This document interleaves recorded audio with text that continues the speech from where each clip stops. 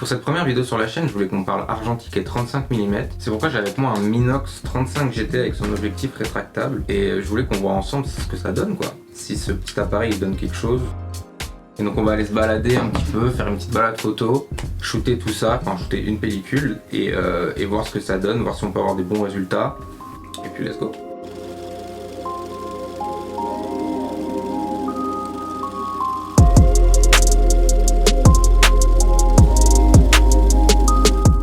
J'ai donc pris la voiture et je suis allé pas très loin de chez moi, à une ville qui longe la Loire et où j'étais jamais allé, qui s'appelle Combloux.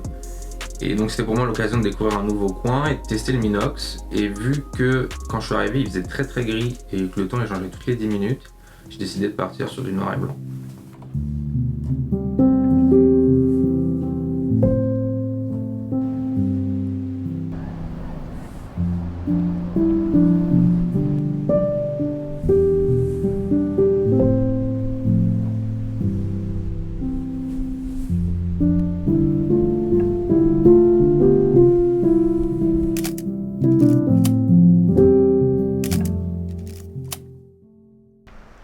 Le Minox 35 GT, c'est un point and shoot à priorité à ouverture, c'est-à-dire qu'il est semi-automatique en réalité. Ça va être à toi de choisir ton ouverture, donc entre f2.8 et f22 pour ce modèle. Et après, en fonction de ton ouverture, ça va ajuster ta vitesse d'obturation pour que tu aies la meilleure exposition possible. Et d'ailleurs, sur ce modèle, tu as une aiguille dans le viseur directement qui t'indique la vitesse d'obturation. Pour ma part, il ne fonctionne pas du tout. Donc je shoot un peu en freestyle. Je t'avoue que quand je prenais les photos, j'avais aucune idée de si le boîtier marchait ou pas.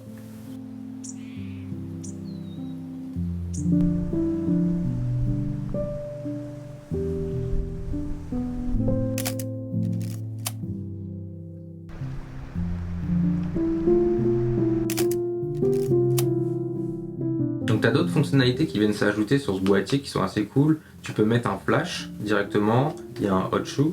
Donc souvent il y a un flash Minox qui va directement de pair avec le boîtier. Tu as aussi la possibilité de doubler ta vitesse d'un seul clic, il y a un bouton qui te permet ça. Donc ça peut être cool si tu es dans des situations de contre-jour, si tu veux juste faire des tricks. Et tu as aussi un retardateur qui te permet de faire des jolis selfies si l'envie t'en prend. Bon, à ce moment-là, on n'est clairement pas sur une météo californienne. Il faisait que de pleuvoir, je commençais à être trempé. Enfin, j'étais un peu mouillé, je suis dramatique. Et à ce stade, je me dis c'est mort, je reviendrai un autre jour finir, parce que là, le déluge va s'abattre. Et le temps que je prenne ma décision, donc un petit moment, le soleil il est revenu, il a arrêté de pleuvoir. Donc je me suis dit c'est le bon moment de continuer la balade, de chercher des nouveaux spots et de continuer à faire des photos.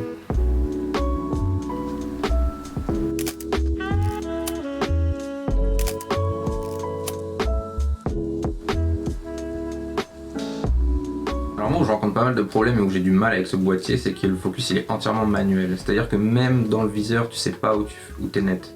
C'est ce qu'on appelle du zone focusing parce que tout va se passer sur l'objectif. Tu as des indicateurs qui te montrent à quelle distance, en fonction de quelle ouverture, tu es net. Donc après, c'est à toi de te placer en fonction. Si t'as pas l'habitude, c'est plutôt compliqué à apprivoiser. Et moi d'ailleurs, tu peux le voir sur certaines de mes photos, c'est totalement flou parce que j'ai un peu du mal à visualiser cette distance.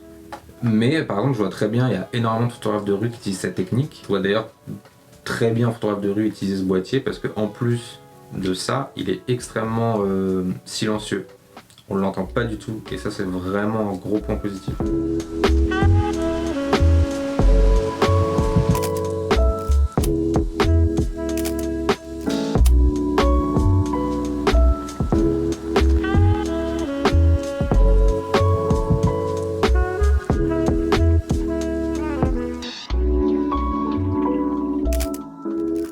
Cette photo est je pense ma préférée de la journée, j'adore ce qu'elle dégage malgré sa simplicité avec l'eau qui brille et le reflet de la petite branche.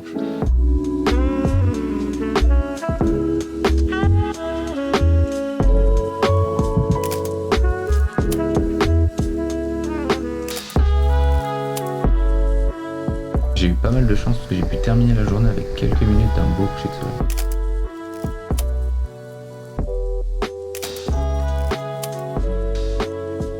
Dans l'ensemble, moi je trouve qu'il est plutôt sympa parce que déjà ce côté, ce look, objectif rétractable, petite coque en cuir et tout, ça donne un petit look rétro, un peu fancy qui est assez cool.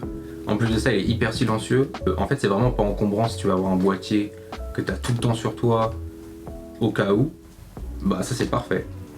Après, je vais pas te mentir, il fait pas des dingueries non plus, le piqué il est pas exceptionnel, mais ça vaut ce que ça vaut parce qu'il est entre 30 et 50 euros si je dis pas de bêtises.